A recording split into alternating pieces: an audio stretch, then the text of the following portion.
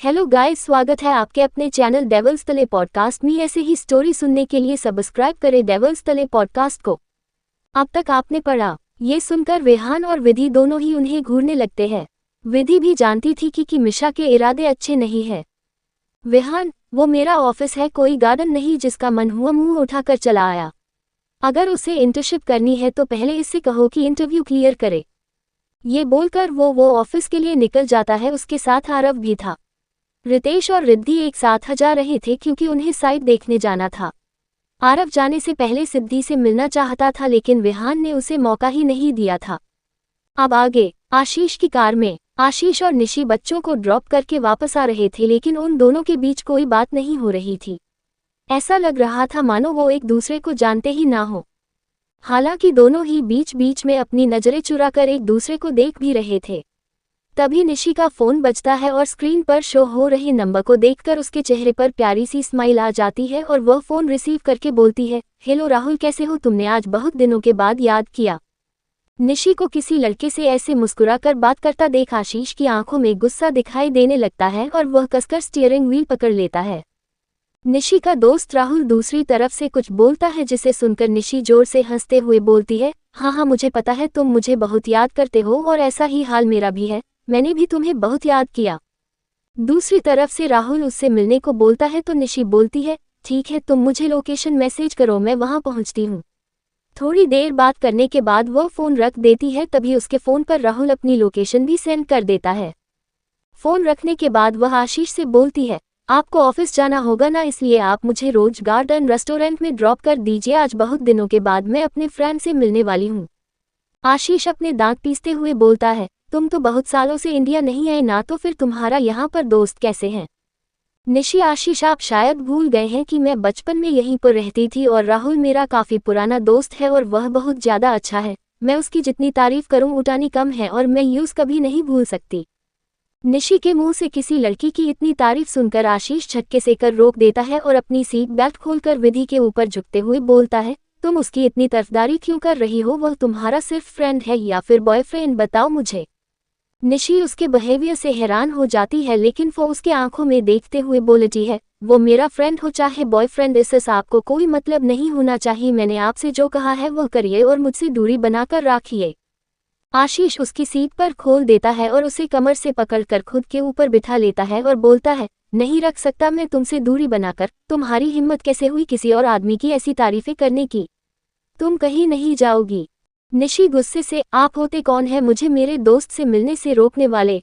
मैं चाहे किसी को अपना दोस्त बनाऊं या बॉयफ्रेंड या फिर पति बना लूं, इससे आपको कोई मतलब नहीं होना चाहिए। यह मेरी लाइफ है और इसके फैसले भी मैं लूंगी और वैसे भी आपको क्या फर्क पड़ता है? आपने तो मुझे रिजेक्ट कर दिया था ना। दरअसल निशी आशीष को बहुत पसंद करती थी और उसने आशीष को प्रपोज भी किया था, लेकिन उस वक्त उसकी एज सिर्फ 17 साल थी और आशीष की उम्र 24। तब आशीष ने उसे रिजेक्ट कर दिया था और कहा था कि वह उससे बहुत छोटी है और वो उससे प्यार भी नहीं करता। असल में प्यार तो आशीष भी निशी से करता था लेकिन उसे लगता था कि निशी में अभी भी बचपन है और जब वह मैच्योर हो जाएगी तो उसे कोई और पसंद आ जाएगा, इसीलिए वह उसे हमेशा दूरी बनाकर रखता था। कोष्टक, अभी निशी की एज 21 साल थी और आशीष की 28। आशीष ने आज पूरे 3 साल बाद उसे देखा था और उसका अपने लिए प्यार देखकर उसे यकीन हो गया था कि निशी का उसके लिए प्यार सिर्फ अट्रैक्शन नहीं था बल्कि वो तो सच्चे दिल से उसे चाहती थी। निशी अपने दिल में भरी सारी नाराजगी उससे बयां कर रही थी, लेकिन आशीष का ध्यान तो उसके हिलते होठों पर था। वो निशी की कमर को कसकर पकड़ता है और उसके होठों पर अपने होंठ रख देता है। उसके इस एक्शन से निशी की आंखें बड़ी हो जाती है और वह पूरी तरह ब्लैंक हो चुकी थी। उसे समझ नहीं आ रहा था कि उसके साथ क्या हो रहा है। वही आशीष उस पर अपनी पकड़ मजबूत करते हुए उसे पूरी शिद्दत से चूमने लगता है। ये उसकी और निशी दोनों ही फर्स्ट किस थी। कुछ देर के बाद निशी भी उसका साथ देने लगती है। आखिर उसने इस लम्हे का इतना वेट जो किया था। वह दोनों पागलों की तरह एक दूसरे को चूम रहे थे।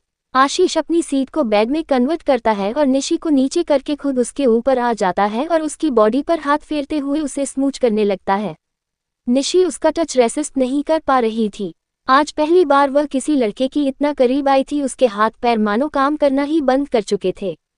करीबन 20 मिनट के बाद जब निशी की सांस उखड़ने लगती है तो वह आशीष को खुद से दूर धक्का देने लगती है। आशीष उसके लिप्स पर बाइट करके उससे दूर होता है और उसके माथे पर चुमकर बोलता है, you are only mine miss Nishi Khurana, इसलिए गलती से भी किसी लड़के को आंख उठाकर मत देखना, वरना तुम्हें इससे भी बुरी पनिशमेंट मिलेगी। उसके इंटेंस नज़रों को महसूस करके निशा शर्मा जाती है और उसके सीने में अपना सर घुसा देती है। अब उसकी नाराजगी धीरे धीरे खत्म होने लगी थी। दोपहर का वक्त। वही दूसरी तरफ हमारे लड़ाकू यानी कि रितेश और रिद्धि विहान की बताई हुई साइट देखने आए थे। कुछ देर में अपना काम खत्म करके वह दोनों कार में आकर बैठ जाते हैं। रिद्धि अपने पेट पर हाथ फेरते हुए, अरे यार मुझे तो भूख लगाई। रितेश, मुझे भी यार, ऑफिस चलने से पहले किसी अच्छे रेस्टोरेंट में बैठकर पेट पूजा करते हैं। रिद्धि, जिंदगी में पहली बार तुमने कोई काम की बात बोली है। रितेश उसे घूरते हुए, ओ हेलो मैडम, मैं हमेशा ही सही बात करता हूँ, वह तो तुम इंसान ही गलत हो जिसे मेरी सही बात भी गलत लगती है। रिद्धि उसे घूरते हुए बोलती है, मेरा मन तो तुमसे झगड़ा करने का कर रहा है, लेकिन मेरा पेट अभी मेरा साथ नहीं दे रहा है। एक बार पेट भर के खाना खा लूं, फिर तुम्हें बताती हूँ। उसने ये सब इतनी क्यूटली कहा था कि रितेश को उस पर हंसी आने लगती है। वो उसे और टीस ना करते हुए कार स्टार्ट करता है।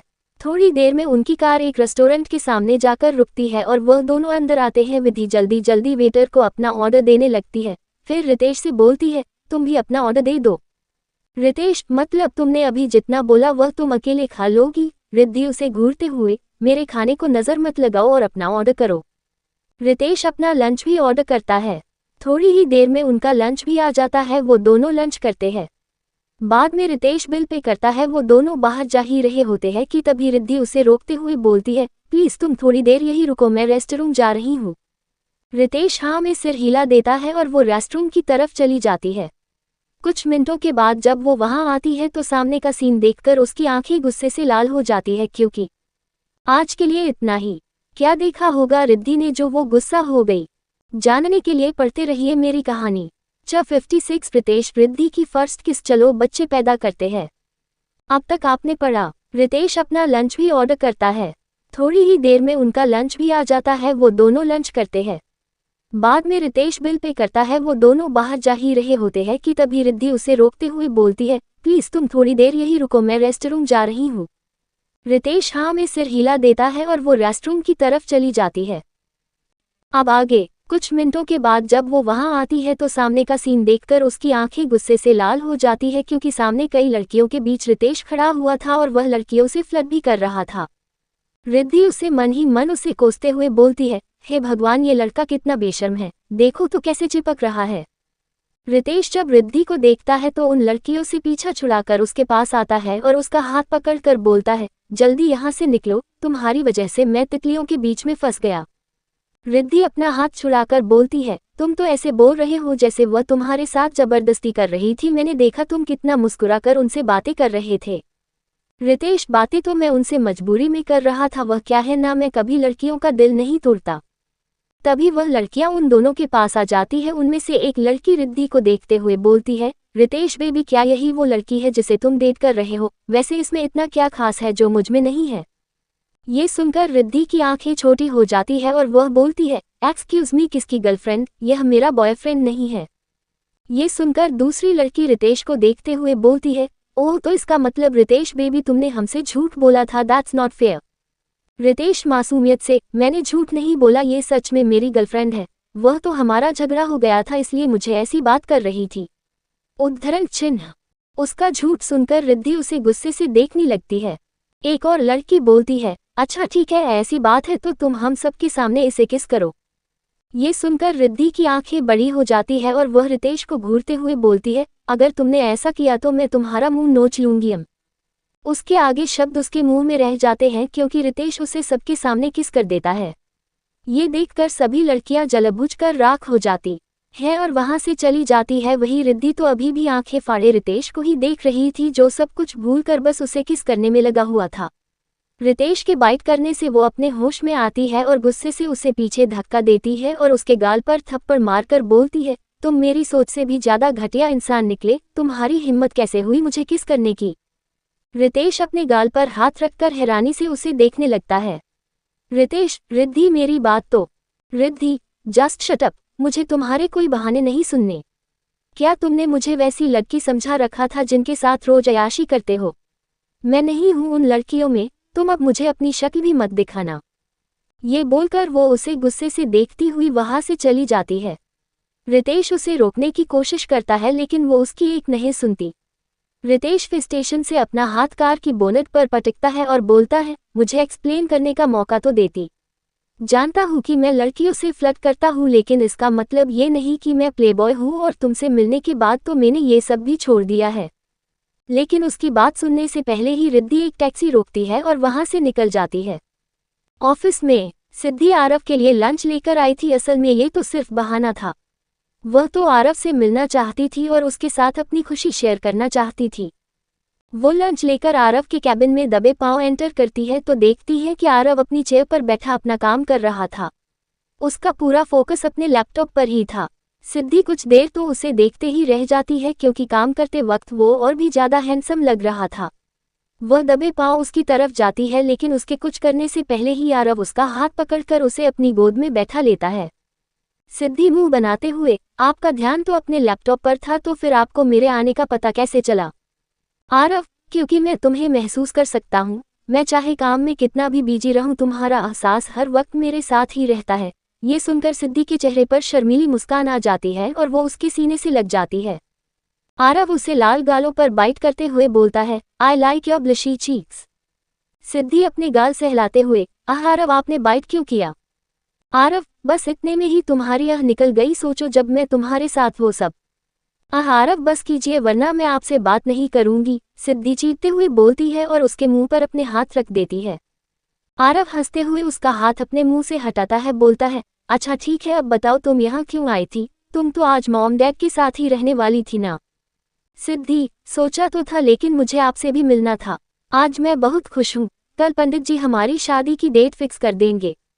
आरव उसके माथे पर किस करके बोलता है, मैं भी बहुत खुश हूँ। मेरा बस चले तो मैं कल ही तुम्हें अपनी दुल्हन बना लूँ। सिद्धि, अच्छा ठीक है अभी आप लंच कर लीजिए, मुझे पता है आपने अभी तक लंच नहीं किया होगा। आरव, ठीक है तुम टेबल पर रख दो और चलो साथ में खाते हैं। वैसे क्या विधि भी विहान के लिए लंच लेकर आए है?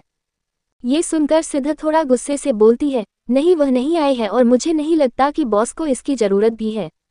ये सुनकर आरव अपनी आंखें छोटी करते हुए बोलता है, ये तुम क्या बोल रही हो? सिद्धि, सही तो कह रही हूँ, आपके दोस्त ने कोई भी कमी नहीं रखी है मेरी बहन को हक करने में। वो उसे सारी बात बताती है। ये सुनकर आरव गुस्से से बोलता है, ये लड़का भी ना कभी सुधर नहीं सकता। मैंने इसे कहा था कि अपने गुस्से पर कंट्रोल रखे और विधि को सब कुछ बता दे। सिद्धि, तो आप ही बता दीजिए ना, मैं उसे परेशान नहीं देख सकती। आरव उसका हाथ पकड़कर बोलता है, मैं सारी बातें तो नहीं बता सकता लेकिन ये जरूर कह सकता हूँ कि विहान सिर्फ विधि से प्यार करता है और देखना उसे जल्द ही अपनी गलती रियलाइज हो जाएगी और वो विधि से माफी भी मांग लेगा। वो उसे काउच पर बिठा देता है और वो दोनों लंच करने लगते हैं। लंच के बाद सिद्धि ड्राइवर के साथ घर चली जाती है और आरव विहान के कैबिन में। आरव बिना नोक किए ही विहान के कैबिन में चला जाता है और उसे पर चिल्लाते हुए बोलता है, मैंने तुझसे पहले ही कहा था कि तू विधि को सब कुछ सच बता दे लेकिन तूने उसे नहीं बताया और तूने उसे हद भी किया। रोहित जो पहले से ही विहान के केबिन में था वह आरव की बात सुनकर बोलता है, ये तू क्या बोल रहा है? आरव, ये बात विहान से पूछ ले। विहान उन दोनों को घूरते हुए, यह मेरा और मेरी वाइफ के बीच का पर्सनल मैटर है इसलिए तुम्हें इसमें इन्वॉल्व होने की जरूरत नहीं है। रोहित, कोई मुझे बताएगा कि बात क्या है? तुम दोनों ही इतने गुस्से में क्यों हो? आरव उसे सारी बात बताता है तो रोहित विहान पर गुस्सा करते हुए बोलता है, तूने उसके साथ गलत किया। विहान, वो कितना हट हुई होगी। एक तरफ तो तू कहता है कि तू उससे प्यार करता है और दूसरी तरफ उसे इतना हट कर रहा है। उसने गलत क्या कहा? वो तेरी वाइफ और सब कुछ जानना उसका हक है। विहान गुस्से से चिल्लाते हुए बोलता है, इनफ इज इनफ। तुम दोनों शायद भूल गए हो कि तुम किससे बात कर रहे हो और अभी मेरा मूड ऑलरेडी खराब है इसलिए मुझसे बहस मत करो और जाकर अपना काम करो। रोहित और आरव दोनों उसे गुस्से से देखते हैं और केबिन से बाहर निकल जाते हैं। बाहर जाकर रोहित बोलता है, अब मुझे डर लग रहा है कहीं इन दोनों के रिश्ते में दरार ना आ जाए। विधि वैसे भी बहुत मासूम है और अगर विशु को इस बारे में पता चला तो वो विहान को कभी माफ नहीं करेगी। भले ही वह छोटी है लेकिन अपनी मम्मा के लिए बहुत ज्यादा प्रोटेक्टिव है। आरव भी हाँ में सिर देता है।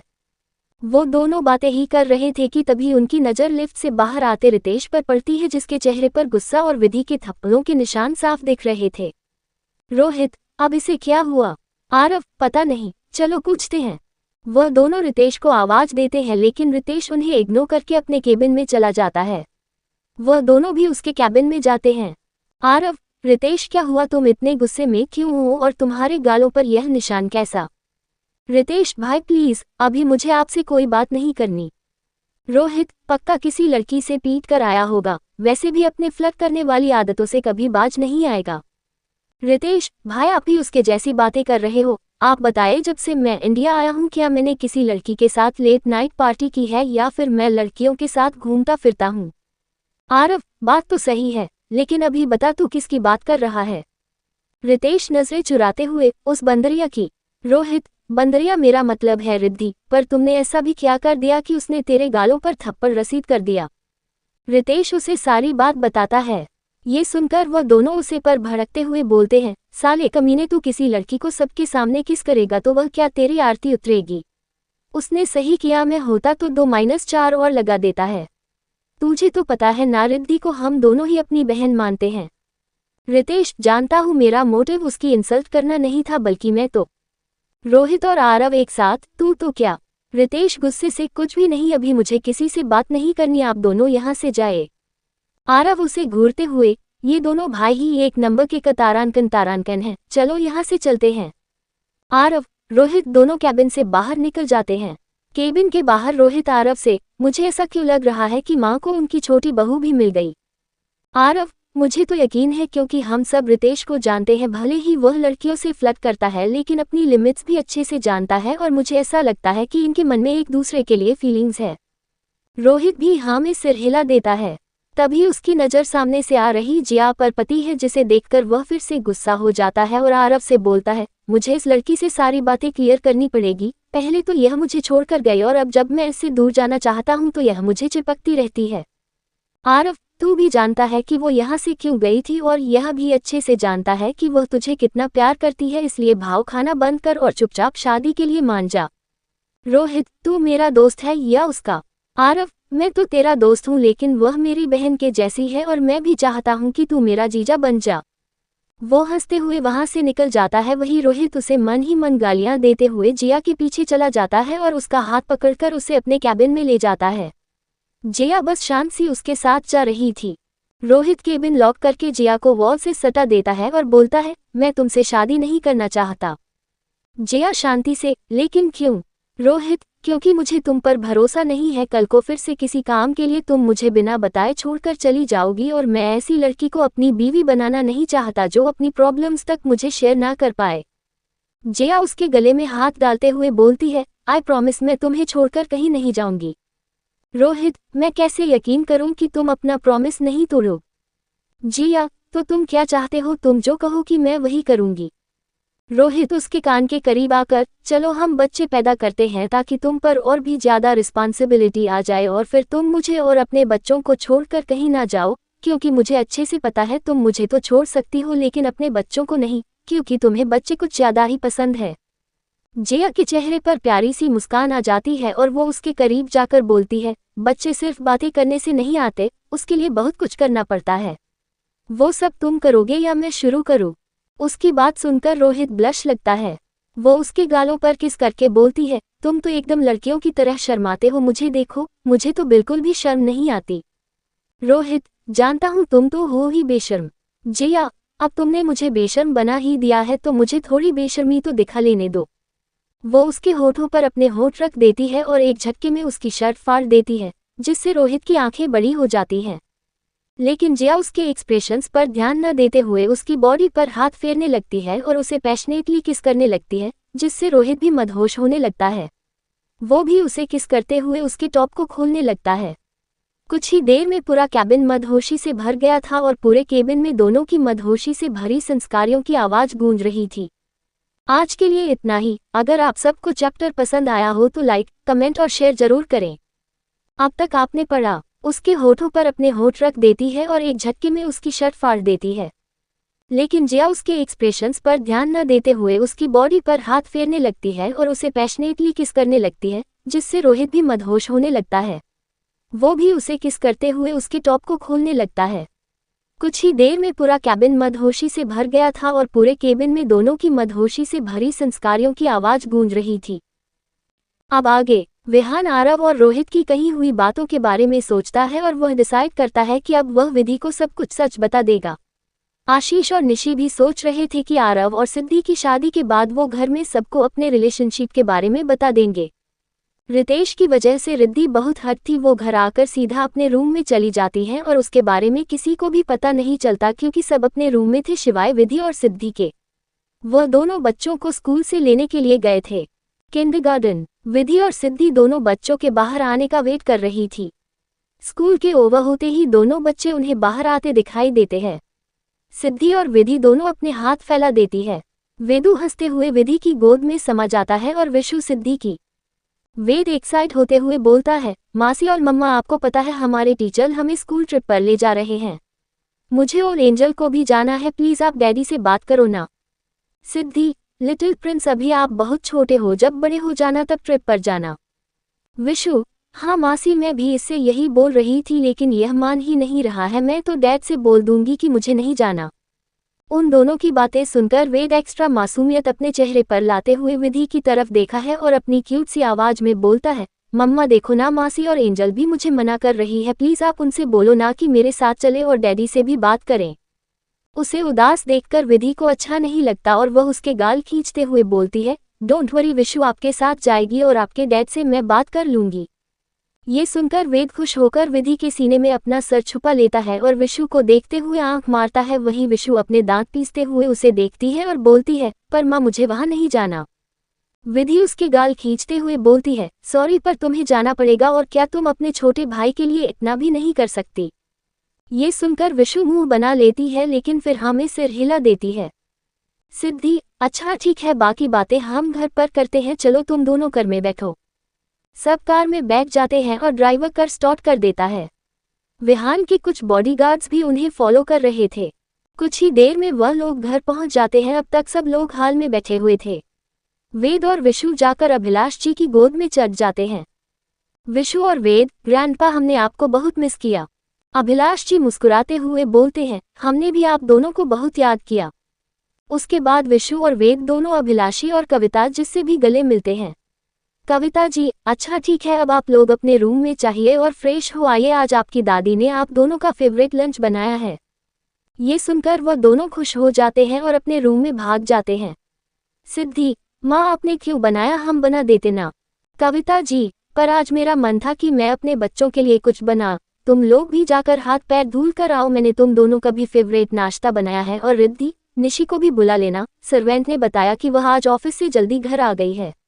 वह दोनों भी हाँ बोलकर अपने अपने रूम में चले जाते हैं। अजीत जी, हमारे बच्चों ने अपने लिए बहुत अच्छी लड़कियां ढूंढी है जो घर को तोड़ने में नहीं बल्कि जोड़ने में यकीन रखती है। अभिलाष जी, मुझे भी अपने बच्चों की चॉइस पर गर्व है, मैं कभी भी वेद के लिए इतनी अच्छी माँ नहीं ढूंढ सकता था। विधि जैसे वेद का ख्याल रखती है, उससे साफ पता चलता है कि वह उससे कितना प्यार करती है। अब बस मैं ये चाहता हूँ कि मेरे बच्चे हमेशा ऐसे ही खुश रहें। बीजी, सही कहा आपने, विधि के आने के बाद से यह मकान घर बन गया। पहले तो सुबह जल्दी ऑफिस चला जाता था और देर रात घर आता था। वह वेद को भी अपने ऑफिस से बुला लेता था, लेकिन जब से विधि आई है तब से सब कुछ बदल गया है। मुझे यकीन है कि जल्द ही वह विहान के मन से आप लोगों के लिए जो नफरत है वह भी प्यार में बदल देगी। कविता जी, लेकिन मुझे डर है कि कहीं हमारी वजह से उन दोनों के रिश्ते में दरार न आ जाए। अभिलाष जी, आप क्या कहना चाहती हैं बहू, साफ साफ कहिए। कविता जी, डैड, विधि ने कल विहान से एक सवाल पूछा था कि वह क्यों आपसे और अजीत जी से बात नहीं करता। उसने विहान से उसकी पहली वाइफ के बारे में पूछा था जिस वजह से उनका बहुत झगड़ा हुआ। विहान ने आपका सारा गुस्सा उसे बेचारी बच्ची पर निकाल दिया, इसीलिए वह कल से इतनी उदास है। मैंने खुद कल रात विहान को गुस्से से घर के बाहर जाते हुए देखा था। उद्धरण चिन्ह। अजीत जी, आने दो इस नालायक को, आज मैं इससे बात करूंगा। गुस्सा हमसे है तो हमसे बात करे ना, उस बच्ची को हट करने की क्या जरूरत है। बीजी, मुझे नहीं लगता आपको उनके बीच में बोलना चाहिए। विधि और विहान दोनों ही समझदार है, अगर आपने कुछ कहा तो हो सकता है बात बढ़ जाए।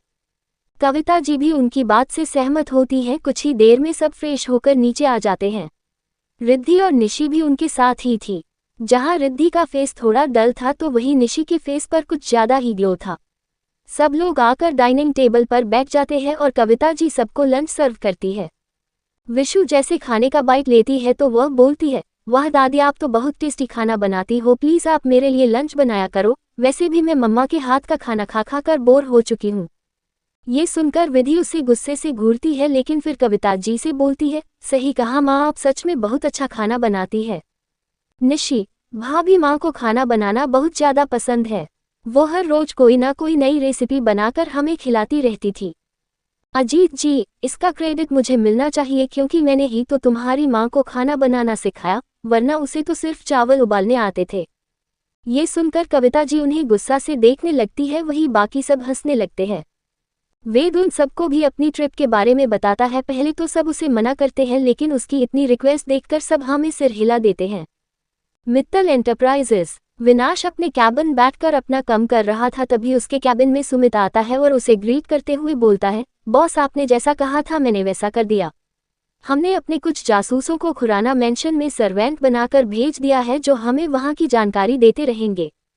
विनाश, गुड, लेकिन तुम्हें मेरा एक और काम करना है। देखने लगता है तो विनाश उसे कुछ बताता है जिसके सुनकर सुमित के चेहरे पर भी तिरछी मुस्कान आ जाती है और वह सिर हिलाकर केबिन से बाहर चला जाता है। उसके जाने के बाद विनाश अपना फोन उठाता है और किसी को फोन करता है। दूसरी तरफ से एक लड़की फोन रिसीव करती है। विनाश उससे पूछता है, तो तुमने क्या सोचा? तुम्हारा और मेरा मकसद एक ही है, खुरन एस को बर्बाद करना। दूसरी तरफ से एक लड़की बोलती है, आई एम कमिंग। ये सुनते ही विनाश फोन काट देता है और मुस्कुराते हुए बोलता है, अभी भी इक्का मेरे हाथ में ही है, विहान खुराना को तुम्हारी बर्बादी आ रही है। विकी का घर। विकी के डैड सुरेश और उसकी मां मोहिनी दोनों हाल में बैठे हुए थे और उनके सामने एक लड़की बैठी थी जो उन्हें देखकर कुटिलता से मुस्कुरा रही थी। उसने ब्लैक कलर के कपड़े पहने हुए थे और अपने चेहरे को मास्क से कर किया था जिसमें से सिर्फ उसके ब्राउन आईज ही दिख रही थी। वह लड़की सुरेश को देखते हुए बोलती है, मैंने सुना कि विहान खुराना ने अपनी बीवी के चक्कर में तुम्हारे बेटे को बहुत बुरी तरह से मरवा दिया था। तुम उसका बदला लेना चाहते हो, लेकिन उस लड़की के आसपास टाइट सिक्योरिटी रहती है जिस वजह से तुम अभी तक उसे छू भी नहीं पाए। क्यों? सही कहा ना मैंने? ये सुनकर मोहिनी बोलती है, तुम कौन हो और तुम्हें इस बारे में कैसे पता? वह लड़की बोलती है, मैं कौन हूँ ये जानना तुम्हारा काम नहीं है, मैं बस इस काम में तुम्हारी मदद करना चाहती हूँ। सुरेश, लेकिन क्यों? इसमें तुम्हारा क्या प्रॉफिट है? तुम ऐसे ही तो विहान खुराना के खिलाफ जाने की हिम्मत नहीं करोगी और तुमने तो हमें अपने बारे में कुछ बताया भी नहीं, यहाँ तक कि तुमने अपनी शक्ल भी छुपा करके रखी है, तो हम तुम पर भरोसा क्यों करें? वो लड़की बोलती है, तुम्हें तुम्हारे काम से मतलब रखना चाहिए, और रही बात कि इसमें मेरा प्रॉफिट क्या है, तो सुनो, मुझे कोई प्रॉफिट चाहिए, मुझे बस उनकी बर्बादी देखनी है और सबसे बुरी हालत तो विहान खुराना की बीवी की होनी चाहिए क्योंकि मुझे उससे कुछ ज्यादा ही नफरत है। और रही बात चेहरा छुपाने की, तो मैं भी तुम पर पूरी तरह से भरोसा नहीं करती हूँ। जिस दिन तुम अपने मकसद में कामयाब हो जाओगी उस दिन मैं तुम्हें अपना चेहरा दिखा दूंगी। वह अपनी जगह से उठते हुए एक कार्ड उसे देती है और बोलती है, मेरी नज़र उस लड़की पर ही रहती है और मुझे पता चला है कि कल वह अपने कॉलेज जाने वाली है और उसके साथ विहान के सिर्फ कुछ बॉडीगार्ड ही होंगी। तुम उस कॉलेज के ट्रस्टी हो ना, तो उसे वहां से गायब करना तुम्हारे लिए ज़्यादा मुश्किल नहीं होगा। ये सुनकर सुरेश कुटिलता से मुस्कुराने लगता है और बोलता है, अगर तुम्हारी इन्फॉर्मेशन सही है तो कल का दिन उसे लड़की की जिंदगी का आखिरी दिन होगा। वह लड़की मुस्कुराते हुए उसके घर से बाहर निकल जाती है और बाहर खड़ी अपने कार में जाकर बैठ जाती है और हंसते हुए बोलती है, तुमने मुझसे मेरी सबसे कीमती चीज छीन ली विधि खुराना, अब तुम्हें इसकी कीमत चुकानी पड़ेगी। मैं तुम्हें जिंदा हाय नहीं छोड़ूंगी और उसके बाद विहान के पास सिर्फ एक हाई ऑप्शन होगा और वो हूँ मैं। इतना सोच करो पागलों की तरह हंसने लगती है। ऐसे ही पूरा दिन बीत जाता है। शाम के वक्त सब लोग घर आ जाते हैं। विहान अपने रूम में जाता है तो देखता है कि विधि दोनों बच्चों को पढ़ा रही है। विहान को देखते ही वह दोनों भागकर उसके पास जाते हैं और उसके गले लग जाते हैं। वेद डैडी, मैं देख रहा हूँ आजकल आप हम पर ध्यान नहीं देते। पहले आप मुझे स्कूल ड्रॉप करने भी जाते थे और लेने भी आते थे, लेकिन आजकल आप कुछ ज्यादा ही बिजी रहने लगे हैं। विहान, आई एम सॉरी बच्चा, लेकिन आजकल ऑफिस में कुछ ज्यादा ही काम होता है जिस वजह से मुझे टाइम नहीं मिलता। विशु, इट्स ओके डैड, आप अपना काम अच्छे से करिए। ड्राइवर अंकल या फिर चाचू तो हमें लेने आ ही जाते हैं। विहान उसका सिर सहला देता है और विधि की तरफ देखता है जो उसे पूरी तरह से इग्नोर कर रही थी। वह उससे बाद में बात करने की सोच वॉशरूम में फ्रेश होने चला जाता है। वेद विधि से, मम्मा प्लीज आप डैड से बात करिए कि वह हमें ट्रिप पर जाने दे। विधि, आप लोग जाकर दादी के पास खेलिए, मैं आपके डैड से बात कर लूंगी। विशु और वेद दोनों रूम से बाहर भाग जाते हैं। विधि को समझ नहीं आ रहा था कि वह विहान से कैसे बात करे, क्योंकि उनके झगड़े की बात से उसने विहान से बात नहीं करी थी और वह करना भी नहीं चाहती थी। कुछ ही देर में विहान भी फ्रेश होकर बाहर आ जाता है। विधि अपनी उंगलियां फंसाते हुए उससे बोलती है, बॉस, वो वेद के टीचर बच्चों को लेकर ट्रिप पर जा रहे हैं।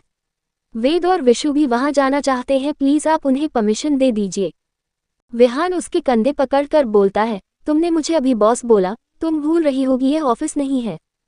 विधि, भूल आप रहे हैं बॉस, आपने क्लियर कहा था कि हमारे बीच पति पत्नी जैसा कुछ भी नहीं है और मैं आपके ऑफिस में काम करने वाली एक एम्प्लॉय थी, इसलिए आप हमेशा मेरे बॉस ही रहेंगे।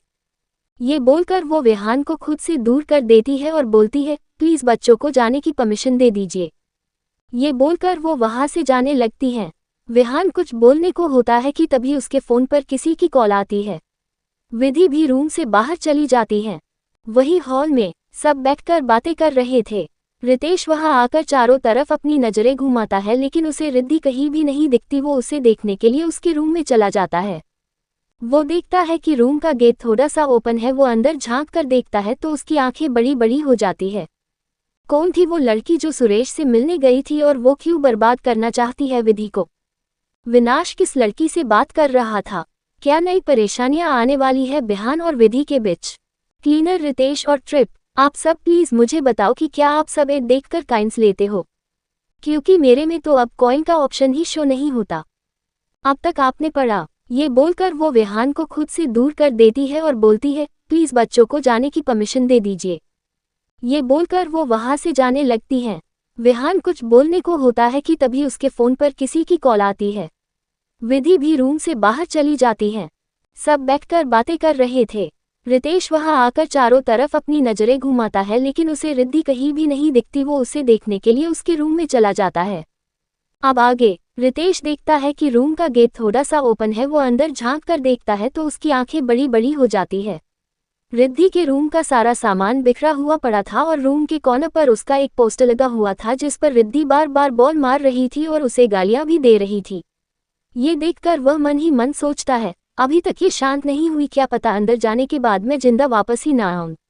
अभी रहने देता हूं, कुछ समय बाद में इससे बात करूंगा, शायद तब तक इसका मूड ठीक हो जाए। वो धीरे से गेट बंद करके जाने लगता है कि तभी उसका पैर फिसल जाता है और वो रूम के अंदर ही गिर जाता है। अचानक से रूम का गेट खुलने की वजह से रिद्धि का ध्यान भी उस तरफ जाता है। रितेश को फ्लोर पर पड़ा देखकर वो उसे गुस्से से घूरने लगती है और चिल्लाते हुए बोलती है, रितेश खुराना, तुम्हारी हिम्मत कैसे हुई मेरे रूम में आने की, मैं तुम्हें छोड़ूंगी नहीं। वह गुस्से से उसे बॉल फेंककर मारती है जो रितेश के हाथ पर लगती है। रितेश चिल्लाते हुए अपने एक हाथ से दूसरा हाथ पकड़ लेता है और रिद्धि को एक्सप्लेन करने की कोशिश करता है, आह वो मैं तो। रिद्धि जोदते हुए, ये बकरियों की तरह मैं करना बंद करो और बताओ कि तुम यहाँ मेरे रूम में मेरे फ्लोर पर क्या कर रहे हो। रितेश को कुछ नहीं सूझता तो वो बहाना बनाते हुए कॉन्फिडेंस से बोलता है, मैं तो फ्लोर पर चेक कर रहा था कि कहीं ये गंदा तो नहीं है, लेकिन देखो ना सर्वेंट्स ने सही से साफ नहीं किया है, यहाँ पर कितनी धूल है, आजकल ये लोग काफी आलसी होते जा रहे हैं। उसकी बात सुनकर रिद्धि उसे बुरी तरह से घूरने लगती है और वही रितेश को भी रियलाइज होता है कि उसने क्या बोला है। वह मन ही मन खुद को कोसने लगता है। रिद्धि, तो तुम्हें फ्लोर गंदा लग रहा है और सर्वेंट आलसी हो गए हैं, तो तुम एक काम क्यों नहीं करते, आज तुम ही रूम साफ करके दिखा दो कि सफाई कैसे करनी चाहिए। रुको मैं तुम्हें पोछा ला कर देती हूँ। रितेश, अरे नहीं, मेरी बात तो सुनो, मैं बोल रहा था कि। वो रिद्धि को रोकने की कोशिश करता है, लेकिन रिद्धि उसे पूरी तरह से इग्नोर करके वॉशरूम में जाती है और एक बाल्टी में पानी लेकर बाहर आती है और अपने कपड़ों में पड़ा हुआ एक पुराना सा टॉप लेकर उसे नीचे फेंक देती है और बोलती है, चलो फटाफट रूम की सफाई करो। रितेश, व्हाट द हेल, मैं रितेश खुराना तुम्हारे रूम की सफाई करूंगा। रिद्धि गुस्से से, अगर तुमने 5 मिनट के अंदर मेरा रूम साफ नहीं किया तो मैं नीचे जाकर सबको बताऊंगी कि तुमने मुझे जबरदस्ती किस किया था, फिर सोचो उसके बाद तुम्हारे साथ क्या होगा। रितेश कहते हुए, मैं किसी से नहीं जाता, जिसको जो बताना है बता दो। रिद्धि उसे घूरकर देखती ठीक है और फिर बोलती है, ठीक है, मैं जा रही हूँ। वो रूम से बाहर जाने लगती है, लेकिन रितेश उसका हाथ पकड़कर अंदर खींचता है और रूम का डोर बंद करते हुए बोलता है, ठीक है मैं कर रहा हूँ, प्लीज किसी को मत बताना वरना डैड मुझे लात मार के घर से निकाल देंगे। रिद्धि, बातें बंद करो और काम पर लग जाओ, ये बोलकर वो चिप्स का पैकेट लेकर काउच पर बैठ जाती है और खाते हुए मूवी देखने लगती है। वही रितेश, जो देश की सबसे बड़ी कंपनी का थर्ड बॉस था, वह अब रिद्धि के कमरे में पोछा लगा रहा था। रिद्धि, जो बस मूवी देखने का दिखावा कर रही थी, वो रितेश को ऐसे देखकर बहुत खुश हो रही थी। वो हाथ में पकड़े चिप्स को तोड़कर जमीन पर डाल देती है। ये देखकर रितेश उसे गुस्से से घूरने लगते हैं तो वो मासूम सा चेहरा बनाकर बोलती है, ओप्स, ये तो गिर गया। मिस्टर रितेश खुराना, यहाँ पर भी साफ कर दीजिए। रितेश अपने दांत पीसते हुए बोलता है, जितना उड़ना हो उतना उड़ लो, मेरा भी टाइम आएगा तब तुमसे सारे हिसाब लूंगा। रिद्धि उसे इग्नोर कर देती है। रितेश बेचारा उसका पूरा रूम साफ करने लगता है। रिद्धि बीच में उसे परेशान भी कर रही थी और वह बस उसे गुस्से से ही घूर रहा था। थोड़ी ही देर में पूरे रूम में पोछा लग जाता है और रितेश अपनी जगह से खड़ा होता है, लेकिन इतनी देर से झुक झुक कर काम करने की वजह से उसकी कमर अकड़ गई थी। वह मुंह बनाते हुए अजीब तरह से चलने लगता है, जिसे देखकर रिद्धि पेट पकड़कर जोर जोर से हंसने लगती है। रितेश मुंह बनाकर, बदरिया, मैं तुझे छोड़ूंगा नहीं, इसका बदला तो मैं लेकर ही रहूंगा। रिद्धि काउच पर खड़े होकर अपनी कमर पर हाथ रखती है और बोलती है, क्या कर लोगो तुम सर्वेंट रितेश। रितेश, तुम्हारी तो मैं। वो रिद्धि के पास आता है, लेकिन रिद्धि रूम में इधर उधर भागने लगती है। हॉल में डिनर का वक्त था और सब डाइनिंग टेबल पर बैठे हुए थे। हमेशा की तरफ आज भी विहान अजित जी और अभिलाष जी को इग्नोर कर रहा था। रोज की तरफ ही सिद्धि और विधि सबको डिनर सर्वे करती हैं और फिर खुद अपनी अपनी जगह बैठ जाती हैं। मिशा भी उनके साथ ही थी। विधि वेद को डिनर करा रही थी, वही विहान विशु को। वेद धीरे से कविता जी को कुछ इशारा करता है तो वो विहान से बोलती है, विहान, वेद और विशु की टीचर सभी बच्चों को ट्रिप पर ले जा रही हैं और इन दोनों का भी मन था, तो प्लीज इन्हें जाने दो ना। विहान, मॉम, ये दोनों अभी बहुत छोटे हैं, अगर इन्हें ट्रिप पर जाना है तो हम एक फैमिली ट्रिप प्लान कर लेते हैं, लेकिन ये लोग अकेले कहीं नहीं जाएंगे। वेद मुंह बनाकर, हम अकेले कहाँ जाते हैं, आपके वो खतरनाक बॉडीगार्ड्स हमारे साथ हो रहते हैं। डैडी, हमें जाने दो please please. Vishu, daddy, little tiger का ट्रिप पर जाने का बहुत मन है, इसलिए प्लीज आप हमें जाने दीजिए, मैं पक्का उसका ध्यान रखूंगी। विहान, अभी तुम इतनी भी बड़ी नहीं हुई हो कि उसका ध्यान रखो, तुम्हें अभी सिर्फ खुद का ध्यान रखना चाहिए और तुम लोग कहीं नहीं जा रहे हो, यह मेरा आखिरी फैसला है। ये सुनकर वेद और विशु दोनों दूसरे को देखते हैं और फिर कुछ इशारा करते हुए जोर जोर से रोने लगते हैं। वेद, डैड, मुझे जाना है, प्लीज प्लीज प्लीज प्लीज, आप तो इस दुनिया के सबसे अच्छे डैड हो ना। विहान, नहीं, मैं बहुत बुरा हूं और तुम लोग कहीं नहीं जा रहे हो। ये सुनकर वेद सच में रोने लगता है और उसे ऐसे देखकर किसी को अच्छा नहीं लगता। लेकिन मिशा को वेद पर गुस्सा आ रहा था। वो मन में सोचती है, ये बच्चे कितना ड्रामा करते हैं, मैं तो इन्हें एक मिनट भी नहीं झेल सकती और यह विहान इससे इतना प्यार से क्यों बात कर रहा है, 2 थप्पड़ मारकर भी तो शांत कर सकता है। वेद को रोता देख विशु को अच्छा नहीं लगता, इसलिए वह बोलती है, डैड, आज पहली बार मैंने आपसे कुछ मांगा है, क्या आप मेरी इतनी भी विश पूरी नहीं करेंगे। ये सुनकर विहान उसे घूरते हुए बोलता है, क्या तुम अब मुझे इमोशनली ब्लैकमेल करोगी। ये सुनकर विशु दांत दिखा देती है। विहान हार मानते हुए बोलता है, ठीक है, लेकिन हमारी बॉडीगार्ड्स की टीम भी तुम्हारे साथ जाएगी। यह सुनकर वह डॉन और हामी से हिला देते हैं। विधि को भी ये देखकर अच्छा लग रहा था कि विहान के लिए विशु की विश भी मायने रखती है। रोहित, वाह भाई, तू कभी हमारे लिए तो फैसला नहीं बदलता और आपकी बेटी ने एक बार क्या प्यार से बोला, आप तुरंत अपनी बात से पलट गए।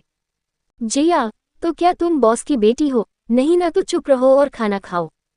ये सुनकर रोहित उसे घूरने लगता है तो वह भी आंखें बड़ी करके उसे घूरने लगती है।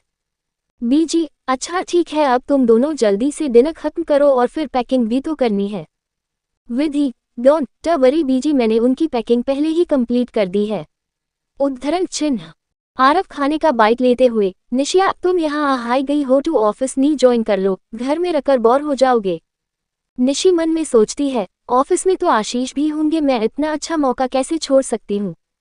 वो जल्दी से बोलती है, जी भाई, मैं रेडी हूँ, मैं कल से ही ऑफिस ज्वाइन कर लूंगी।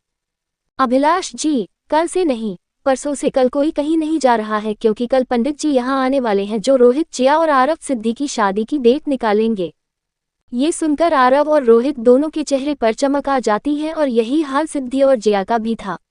रिद्धि उन दोनों को छेड़ते हुए उन्हें आंख मार देती है, लेकिन उसकी खुशी देखकर सामने बैठा रितेश बुरी तरह जल रहा था।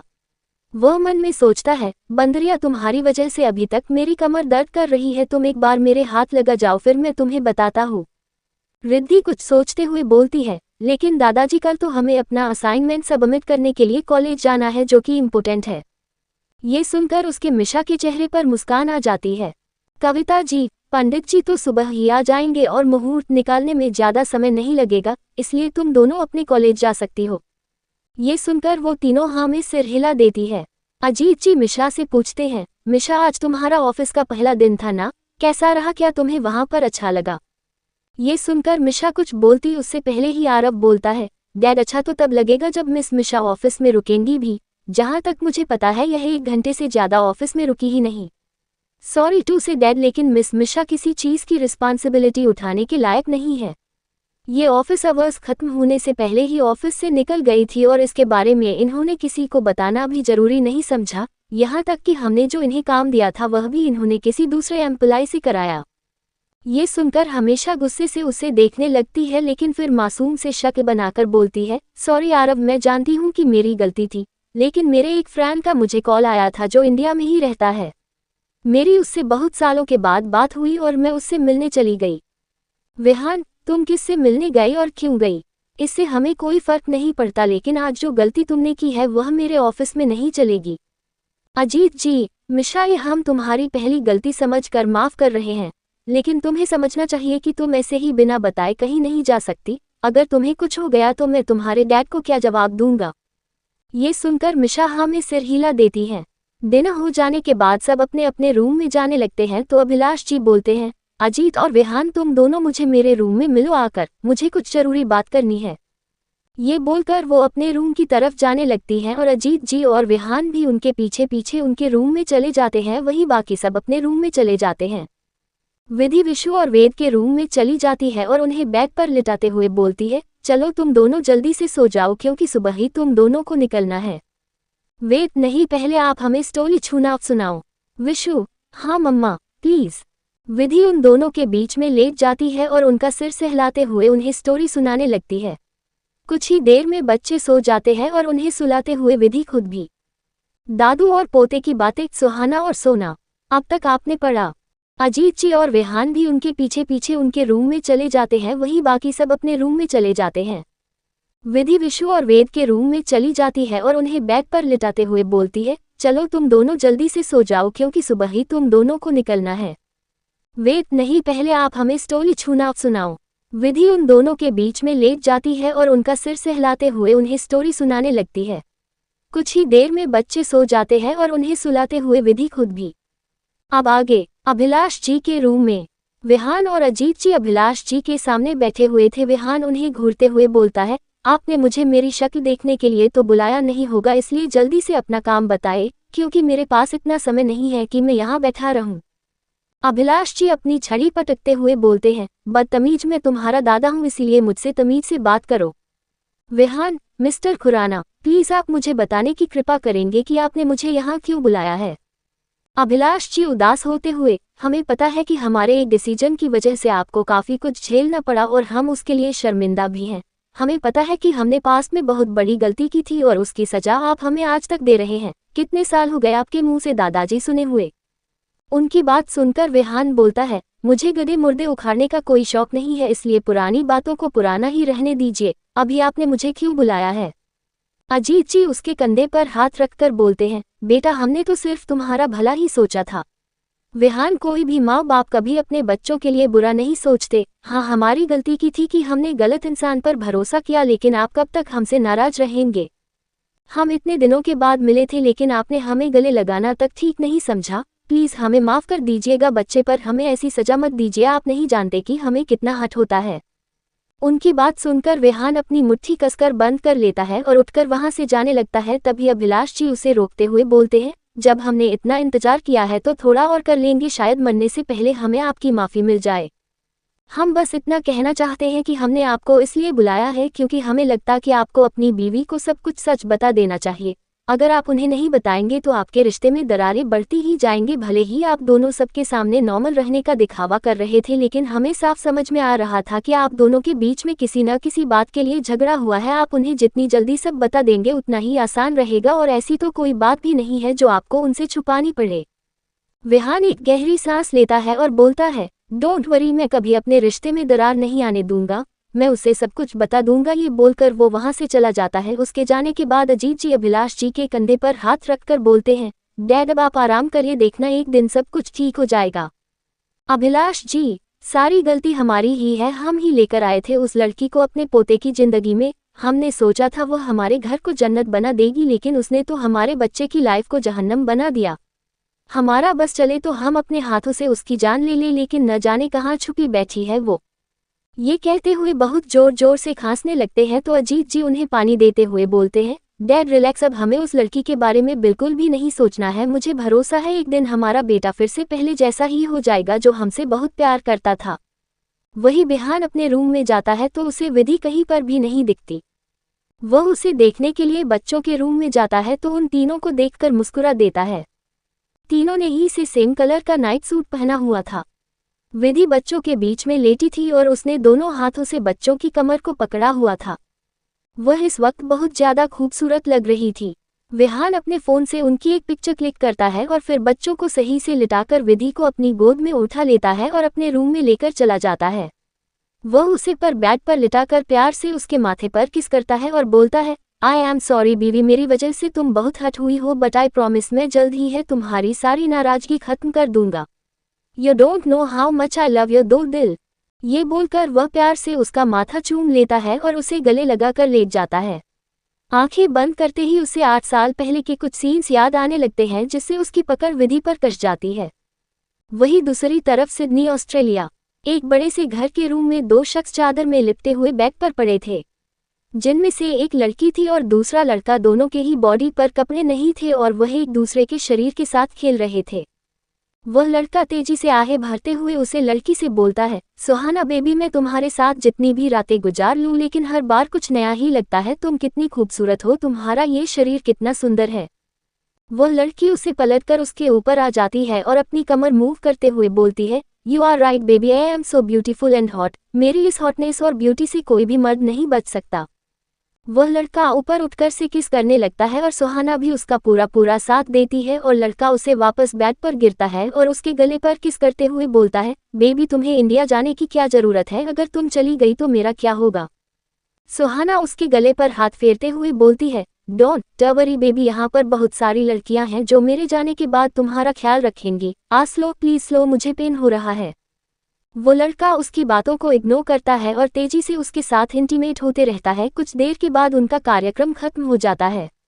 वह लड़की उठकर वॉशरूम में चली जाती है और वह लड़का भी बेड से अपने कपड़े उठाकर पहनने लगता है। थोड़ी देर के बाद सुहाना वॉशरूम से बाहर आती है। उसने थाई लेंथ शॉर्ट ड्रेस पहनी हुई थी जिसमें उसका फिगर अच्छे से निखर रहा था। वो उस लड़के के होठों पर किस करके बोलती है, you are so wild baby but I like it. वह लड़का बोलता है, अब हम कब मिलेंगे। सुहाना, डोंट वरी डार्लिंग, मुझे अपना एक अधूरा काम पूरा करना है, उसके बाद मैं यहाँ आ जाऊंगी। वो वहां से निकल जाती है। बाहर उसे ड्राइवर मिल जाता है जो उसे उसके घर छोड़ने जाने वाला था। वो अपने घर जाती है जहां पर एक 5 साल की बच्ची हॉल में खेल रही थी। सुहाना को देखकर वो लड़की अपनी नैनी के पीछे छुप जाती है। ये देखकर सुहाना तिरछी मुस्कान लिए उसके पास जाती है और बोलती है, सोना बेबी अपनी मम्मा के पास आओ। ये सुनकर सोना डर जाती है और कसकर अपनी नैनी को पकड़ लेती है। ये देखकर नैनी थोड़ा डरते हुए बोलती है, मैम रहने दीजिए वरना वो रोने लगेगी। ये सुनकर सुहाना अपने दांत पीसते हुए उसे देखती है और थप्पड़ मारते हुए बोलती है, जिस काम के लिए रखा है वही करो, उसकी नैनी हो तो वही रहो, उसकी माँ बनने की जरूरत नहीं है। अब जाओ यहाँ से। ये बोलकर वह उसे धक्का देती है और सोना को पकड़कर अपने रूम में ले जाने लगती है, जिससे सोना डरते हुए रोने लगती है। उसे अपनी माँ से बहुत ज्यादा डर लगता था क्योंकि वो उसके साथ कभी भी अच्छा बिहेव नहीं करती थी। सोना की उम्र भी वेद के जितनी ही थी। दिखने में वो एकदम प्रिंसेस जैसी लगती थी। रूम में लाकर सुहाना सोना के गालों दबाते हुए बोलती है, तुम्हें दूसरों के सामने अपनी मम्मा को बुरा साबित करने में बहुत मजा आता है ना। ये सुनकर सोना रोते हुए बोलती है, I am sorry mom, please please मुझे मत मारो, मुझे दर्द होगा। उद्धरण चिन्ह। सुहाना उसके गाल दबाते हुए, डोंट वरी बेबी, आज आपकी मॉम बहुत अच्छे मूड में है। मैं बस ये बताना चाहती हूँ कि हम आज शाम को इंडिया चल रहे हैं, इसलिए अपनी पैकिंग कर लो। ये बोलकर वो रूम से बाहर चली जाती है। कुछ ही देर में सोना की नैनी उसके रूम में आती है और उसका सामान पैक करने लगती है। सोना बेड पर बैठी हुई सुबक रही थी। उसे अपनी मम्मा के साथ कहीं जाने में डर लग रहा था। उसकी हालत देखकर नैनी को बहुत दया आ रही थी, लेकिन वो कुछ कर नहीं सकती थी। कुछ ही देर में उसकी नैनी उसका सामान पैक कर देती है और उसे लेकर हाल में आती है, जहां पहले से ही सुहाना अपना सामान लेकर बैठी थी। उसे देखकर वह बाहर चलने का इशारा करती है और कार में जाकर अपना सामान रख देते हैं और खुद कार में बैठकर एयरपोर्ट के लिए निकल जाती है। सोना की नैनी भी उनके साथ ही थी। कार में बैठी हुई सुहाना अपने फोन में किसी आदमी की फोटो देख रही थी और मन ही मन बोलती है, तुमने मेरा सब कुछ बर्बाद कर दिया था, अब मेरी बारी है। पहले मैं अपनी मर्जी से लड़कों के साथ खेलती थी, लेकिन तुम्हारे कारण मुझे अब मजबूरी में लोगों के साथ सोना पड़ता है। मैं तुमसे तुम्हारा सब कुछ छीन लूंगी, जैसे तुमने मुझे बेघर और गरीब कर दिया था। मैं तुम्हें अपना नौकर बनाकर रखूंगी, क्योंकि मेरे पास वो है जो तुम सोच भी नहीं सकते। कुछ देर में वह दोनों एयरपोर्ट पर पहुंच जाते हैं। सुबह का वक्त, खुराना मैंशन। बच्चे सुबह 9 बजे ही ट्रिप के लिए निकलने वाले थे, इसीलिए सब लोग जल्दी ही हाल में इकट्ठा थे, शिवाय मिशा के। विशु और वेद सबसे मिलकर अपने स्कूल के लिए निकल जाते हैं। जाने से पहले विधि ने उन दोनों को न जाने कितनी ही हिदायतें दी थी। विहान ने अपने बेस्ट बॉडीगार्ड्स की टीम को उनके साथ भेजा था। वह जानता था कि उसके बहुत सारे दुश्मन हैं जो उसकी कमजोरी ढूंढते रहते हैं। वह बच्चों को लेकर कोई भी रिस्क नहीं लेना चाहता था। बच्चों को भेजने के बाद विधि, जिया, सिद्धि और रिद्धि ये सब लोग किचन में चली जाती हैं। आरव, विहान, रोहित और रितेश अपने स्टडी रूम में। वह सभी आज ऑफिस नहीं जाने वाले थे और यह कविता जी का ऑर्डर था। निशी जो आधी नींद में थी, वह सोने के लिए वापस से अपने रूम में जाने लगती है तो अभिलाष जी उसे रोकते हुए बोलते हैं, निशी सुबह के 8 बजे बज रहे हैं, ये कोई वक्त है सोने का, जाए और अपनी भाभीयों की खाना बनाने में मदद करिए। निशी मुंह बनाते हुए बोलती है, दादू प्लीज मुझे सोने दीजिए, मुझे नींद आ रही है। आप तो जानते हैं मुझे खाना बनाना बिल्कुल भी पसंद नहीं। अभिलाष जी उसे गुस्से से घूरते हैं तो वह भी उन्हें घूरते हुए बोलती है, मुझे डराए मत, मैं आपसे बिल्कुल भी नहीं डरती, क्योंकि मैं एकदम अपनी दादी के जैसी हूँ, बहादुर। ये सुनकर अभिलाष जी मुंह बनाते हुए बोलते हैं, इसी बात का तो अफसोस है। निशी उनकी बातों को इग्नोर करते हुए अपने रूम में चली जाती है। उसकी हरकतें देखकर सब अपना सिर्फ सच में दिला देते हैं। कुछ ही देर में रिद्धि, सिद्धि और विधि सबके लिए काफी और स्नैक्स लेकर आती हैं और उन तीनों को सर्व करती हैं। कविता जी, बेटा सभी बॉयज स्टडी रूम है, इसलिए उन्हें वहां पर ही कॉफी और स्नैक्स भेज दो। विधि, ओके मॉम। सिद्धि, तुम प्लीज ये ले जाकर स्टडी रूम में दे दो। सिद्धि उसके हाथ से ट्रे देती है और स्टडी रूम की तरफ चली जाती है। विधि और रिद्धि भी बड़ों के पास बैठकर कॉफी पीने लगती हैं। करीबन 1 घंटे के बाद पंडित जी भी आ जाते हैं। अब हाल में आरव, सिद्धि, रोहित, जया और बाकी सब भी बैठे थे। आरव और रोहित का पूरा ध्यान पंडित जी के हाथ में पकड़ी हुई कुंडली पर था। वह दोनों ही प्रे कर रहे थे कि उनकी शादी का मुहूर्त ज्यादा लंबा ना हो। पंडित जी अभिलाष जी और कविता जी की तरफ देखते हुए बोलते हैं, खुराना साहब, शादी का एक मुहूर्त 6 महीने के बाद का है और दूसरा मुहूर्त 2 महीने के बाद का, और दोनों ही मुहूर्त शुभ है। आप लोग डिसाइड कर लीजिए कि आपको शादी कब करनी है। इससे पहले कि अभिलाष जी, अजीत जी या फिर कविता जी कुछ बोलती, उससे पहले ही रोहित और आरव एक साथ बोलते हैं, 2 महीने के बाद, इतना लंबा पंडित जी, कोई इससे पहले का मुहूर्त नहीं है। ये सुनकर सब उन दोनों को घूरने लगते हैं और विधि, रितेश, निशी, रिद्धि तीनों जोर जोर से हंसने लगते हैं। तो वह दोनों झेप जाते हैं। पंडित जी हंसते हुए, नहीं बेटा, उससे पहले कोई अच्छा मुहूर्त नहीं है, इसलिए कम से कम तुम लोगों को 2 महीने का तो इंतजार करना ही पड़ेगा। अभिलाष जी, ठीक है, हम 2 महीने बाद ही इन चारों की शादी करा देंगे। ये सुनकर सब लोग के चेहरे पर मुस्कान आ जाती है। निशी जो आशीष के बगल में बैठी थी, वह धीरे से उसे कोहनी मारते हुए बोलती है, क्यों ना हम भी मोम डैड को अपने बारे में बता दे और 2 महीने के बाद हमारी भी शादी हो जाएगी। ये सुनकर आशीष उसे चुप कराते हुए बोलता है, चुप करो बेवकूफ लड़की, अभी उनके शादी की बात हो रही है, हमारी नहीं। ये सुनकर निशी बुरा सा मुंह बना देती है, लेकिन उन दोनों की बातें उनके पास बैठी हुई थी, वो उनकी बातें सुनकर मुंह बना लेती है और मन ही मन बोलती है, ये निशी इतनी बड़ी फैमिली की बेटी होने के बाद भी इस 3rd क्लास बॉडीगार्ड से शादी के सपने देख रही है। ये कुछ ज्यादा ही बेवकूफ है। बीजी भी बहुत खुश थी, फाइनली उनके इकलौते बेटे की शादी जो होने वाली थी। वो सबका मुंह मीठा कराती है। पंडित जी भी दक्षिणा लेकर वहां से चले जाते हैं। विधि बोलती है, मोम, अब हम लोग भी कॉलेज जा रहे हैं। कविता जी, ठीक है, जल्दी आना। तीनों ही अपने अपने रूम में चली जाती है। मौका देखते ही आरव सिद्धि के रूम की तरफ चला जाता है। विहान भी विधि से बात करने के लिए जा ही रहा था कि तभी उसके पास ऑफिस से कॉल आ जाती है और वो अपने स्टडी रूम में चला जाता है। मिशा उसे अकेले जाते देख उसके पीछे चली जाती है। कुछ देर के बाद रिद्धि, सिद्धि और विधि तीनों ही अपने कॉलेज के लिए निकल जाती है, जहां कोई पहले से ही बेसब्री से उनका इंतजार कर रहा था। विधि का किडनैप, अब तक आपने पढ़ा। तीनों ही अपने अपने रूम में चली जाती है। मौका देखते ही आरव सिद्धि के रूम की तरफ चला जाता है। विहान भी विधि से बात करने के लिए जा ही रहा था कि तभी उसके पास ऑफिस से कॉल आ जाती है और वो अपने स्टडी रूम में चला जाता है। मिशा उसे अकेले जाते देख उसके पीछे चली जाती है। कुछ देर के बाद रिद्धि, सिद्धि और विधि तीनों ही अपने कॉलेज के लिए निकल जाती है, जहां कोई पहले से ही बेसब्री से उनका इंतजार कर रहा था। अब आगे, रिद्धि, सिद्धि और विधि के जाने के बाद मिशा अपने रूम में चली जाती है और किसी को कुछ मैसेज करके अपना फोन ऑफ कर देती है। वहीं दूसरी तरफ कुछ देर में विधि, रिद्धि और सीधे तीनों कॉलेज पहुंच जाते हैं। करीबन 3 घंटे कॉलेज में रुकने के बाद वह लोग बाहर आ जाती हैं क्योंकि उनका काम हो चुका था। उनके जाने के बाद एक आदमी जो कॉलेज के अंदर ही उन पर नजर रख रहा था, वह अपने फोन से किसी को मैसेज कर देता है और तिरछा मुस्कुराते हुए वहां से चला जाता है। विधि कार में आकर बैठती है और ड्राइवर कार स्टार्ट कर देता है। विधि, रिद्धि, सिद्धि, यार मुझे ना पानी पूरी खाने हैं, मॉन्स्टर की वजह से मैंने कितने दिनों से बाहर का कुछ भी नहीं खाया। रिद्धि होठों पर जीभ फेरते हुए बोलती है, वाह, पानी पूरी का नाम सुनकर मेरे मुंह में पानी आ गया, मुझे भी खानी है। सिद्धि, और मुझे भी।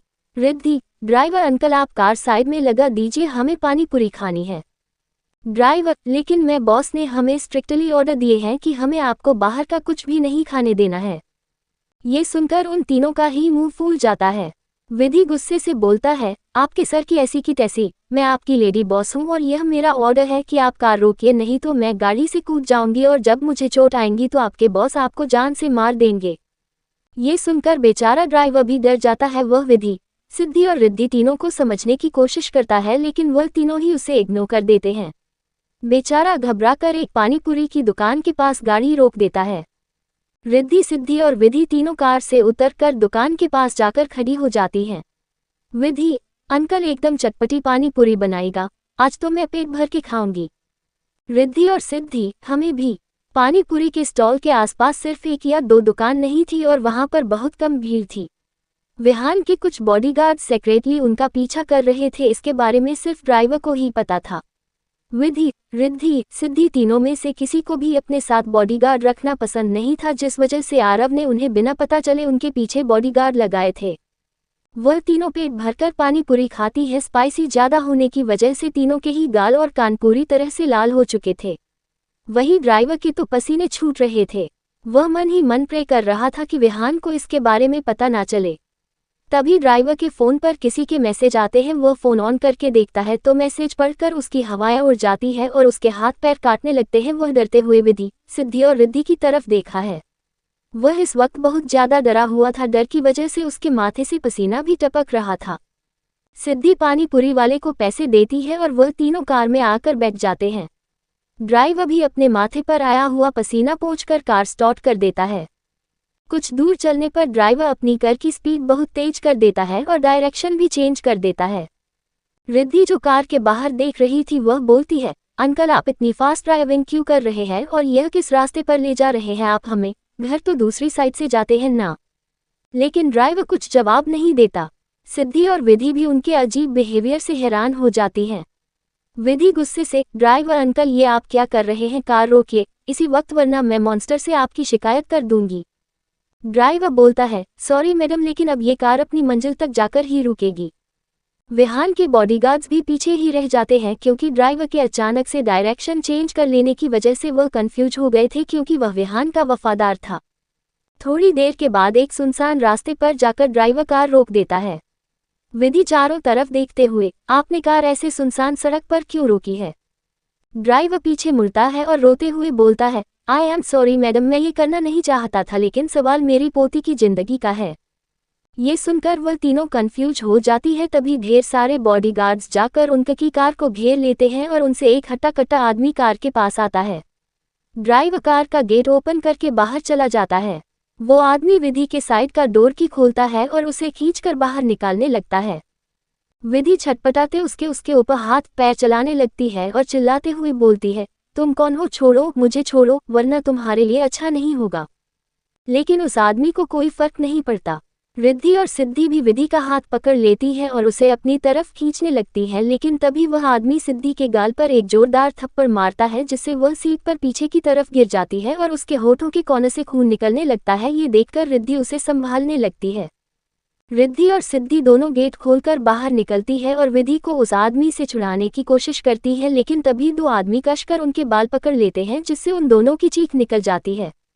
वह बॉडीगार्ड विधि को एक झटके से कर से बाहर खींच लेता है।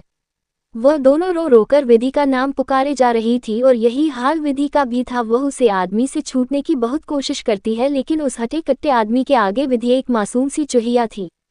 लेकिन उसका छटपटाना देखकर आसपास खड़े आदमी जोर जोर से हंस रहे थे। विधि ड्राइवर की तरफ देखते हुए, अंकल आप ऐसा कैसे कर सकते हैं, आप तो मॉन्स्टर के सबसे लॉयल लोगों में से एक है ना।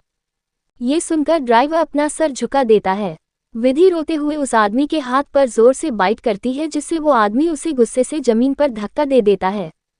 विधि जमीन पर गिर जाती है और उसका सिर एक पत्थर से टकरा जाता है और खून बहने लगता है। ये देखकर ड्राइवर, रिद्धि और सिद्धि तीनों बुरी तरह से डर जाते हैं और जोर जोर से उसका नाम चिल्लाने लगते हैं। विधि की आंखें के आगे अंधेरा छाने लगता है और वो थोड़ी ही देर में बेहोश हो जाती है। रिद्धि और सिद्धि दोनों उसके पास जाने के बाद छटपटाने लगती है, तो वो आदमी उन्हें भी जमीन पर फेंक देते हैं, जिससे उन्हें भी चोट लग जाती है। वह बॉडीगार्ड ड्राइवर को कार के अंदर बंद करते हैं। दो आदमी रिद्धि और सिद्धि को भी कार के अंदर लॉक कर देते हैं और कार में बेहोशी की दवा स्प्रे कर देते हैं, जिससे थोड़े ही टाइम में वह तीनों भी बेहोश हो जाते हैं। एक आदमी विधि को अपनी गाड़ी में डालता है और वह लोग वहां से निकल जाते हैं। लेकिन कोई था जो अपनी शैतानी नजरों से ये सब देख रहा था और उसके चेहरे पर शैतानी मुस्कान थी। वह मन ही मन बोलता है, अब तुम्हें तड़पता हुआ देखकर मुझे बहुत मजा आएगा मिस्टर रेहान खुराना। ये कोई और नहीं बल्कि हमारे रेहान का जानी दुश्मन यानी कि विनाश खुराना था। वह भी अपनी कार स्टार्ट करके वहां से निकल जाता है। दोपहर का वक्त, रेहान और बाकी सब इस वक्त हाल में बैठे हुए थे। रेहान का मन आज बहुत बेचैन था। उसे रह रहकर विधि की याद आ रही थी। उसने 2 बार विधि को कॉल भी किया था, लेकिन विधि ने उसका फोन नहीं उठाया था। उसे लग रहा था कि विधि उससे कुछ ज्यादा ही गुस्सा है, इसलिए वह उससे बाद में बात करने की सोचता है। आरव, अभी तो दोपहर भी हो गई, लेकिन रिद्धि, सिद्धि और विधि तीनों अब तक नहीं आए। अभिषेक जी, हो सकता है उन्हें वहां पर ज्यादा टाइम लग गया हो। चिंता मत करो, थोड़ी देर में वो तीनों आ जाएंगी। तभी एक बॉडीगार्ड वहां आता है और रेहान को ग्रीट करके बोलता है, बॉस को। वह इसके आगे के शब्द नहीं बोल पाता क्योंकि उसे रेहान के गुस्से से डर लग रहा था। रेहान उसका मुंह देखते हुए, अब इसके आगे कुछ बोलोगे भी या नहीं। बॉडीगार्ड डरते हुए घुटने पर बैठ जाता है और बोलता है, बॉस, लेडी बॉस को किसी ने किडनैप कर लिया है। ये सुनकर सब हैरानी से अपनी जगह पर खड़े हो जाते हैं। उनके चेहरे पर डर और घबराहट सा दिखाई दे रही थी। रोहित, ये तुम क्या बकवास कर रहे हो। बॉडीगार्ड कुछ बोलता है उससे पहले ही निशी गेट की तरफ देखते हुए बोलती है, रिद्धि दी, सिद्धि भाभी, आप दोनों की यह हालत। ये सुनकर सब सामने देखते हैं। रिद्धि और सिद्धि गेट पर खड़ी थी। दोनों के सिर पर पट्टी बंधी हुई थी और उनके कपड़ों पर भी थोड़ा बहुत खून लगा हुआ था, जिसे देखकर सबको कुछ बुरा होने का आभास हो रहा था। रिद्धि सिद्धि भागते हुए रेहान के पास जाती है और बोलती है, जीजू प्लीज सेव हर, उसे किसी ने किडनैप कर दिया है। हमने उसे बचाने की बहुत कोशिश की, लेकिन उसे नहीं बचा पाए। प्लीज आप उसे कुछ मत होने देना। कविता जी भी रोते हुए बोलती है, तुम दोनों को ये हालत और विधि का किडनैप, हे भगवान, मेरी बच्ची जहाँ कहीं भी हो उसे ठीक रखना। रेहान की आंखें गुस्से से लाल हो जाती है। वह चिल्लाते हुए आशीष से बोलता है, मैंने तुमसे कहा था कि उसके आसपास हमारे बेस्ट बॉडीगार्ड की टीम को सेक्रेटली लगा दो, तुमसे एक काम भी ठीक से नहीं हुआ। आशीष, तुमने जैसा कहा था मैंने वैसा ही किया। मुझे खुद यकीन नहीं हो रहा कि कोई विधि का किडनैप कैसे कर सकता है। डोंट वरी, हम यूज जल्द हाई ढूंढ लेंगे। सिद्धि, ये सारी गलती ड्राइवर अंकल की थी, उन्होंने ये सब जानबूझकर किया। ये सुनकर रेहान की आंखें गुस्से से लाल हो जाती है। आरव सिद्धि को संभालते हुए, लेकिन वह ड्राइवर हमारे साथ बहुत सालों से काम कर रहे हैं, मुझे यकीन नहीं होता कि उन्होंने ऐसा कुछ किया। अजीत जी चिल्लाते हुए, उस ड्राइवर को तुरंत हमारे सामने बुलाओ। एक बॉडीगार्ड उस ड्राइवर को घसीटते हुए वहां लाता है और रेहान के सामने फेंक देता है। सबकी गुस्से भरी नजरों को महसूस करके वह ड्राइवर अपने हाथ जोड़ते हुए बोलता है, बॉस बॉस मुझे माफ कर दीजिए, मैंने ये सब मजबूरी में किया। उन्होंने मेरी पोती को किडनैप किया था। उन्होंने मुझसे कहा था कि अगर मैं सभी बॉडीगार्ड से बचाकर लेडी बॉस को उसे सुनसान रास्ते पर नहीं लेकर गया तो वह मेरी पोती के साथ रेप करेंगे और उसका वीडियो इंटरनेट पर डाल देंगे। आप ही बताएं मैं क्या करता। ये कहकर वो अपने फ़ोन में आए हुए मैसेजेस उसे दिखता है। विहान गुस्से से, तुम्हारे साथ क्या करना है ये मैं बाद में डिसाइड करूंगा, पहले मुझे मेरी बीवी को ढूंढना है। ये बोलकर वो बाहर निकल जाता है और उसके साथ रोहित, आरव, रितेश और आशीष भी। सिद्धि और दोनों काउच पर बैठकर जोर जोर से रोने लगती हैं। बीजी और कविता जी उन्हें संभालती हैं। बीजी तारांकन शांत हो जाओ बेटा, तुम्हें भी चोट लगी है, विहान पर भरोसा रखो, वह विधि को कुछ नहीं होने देगा। लेकिन वह दोनों बस रोए ही जा रही थी। उनकी हालत देखकर और सब भी परेशान हो रहे थे। मिशा भी उन लोगों को शांत करने की कोशिश करती है लेकिन उसके चेहरे पर अजीब सी मुस्कान थी। मिशा, देखो तुम दोनों शांत हो जाओ, ध्यान गया है ना, वह उसे ढूंढ लेगा। सबको विधि के लिए डर लग रहा था और वह प्रे कर रहे थे कि विधि जहां कहीं भी हो ठीक हो। एक बंद पड़ी फैक्ट्री में। आज के लिए इतना ही। आप सबको आज का चैप्टर कैसा लगा कमेंट करके बताएं। Thanks for watching, bye bye, take care, hand waving.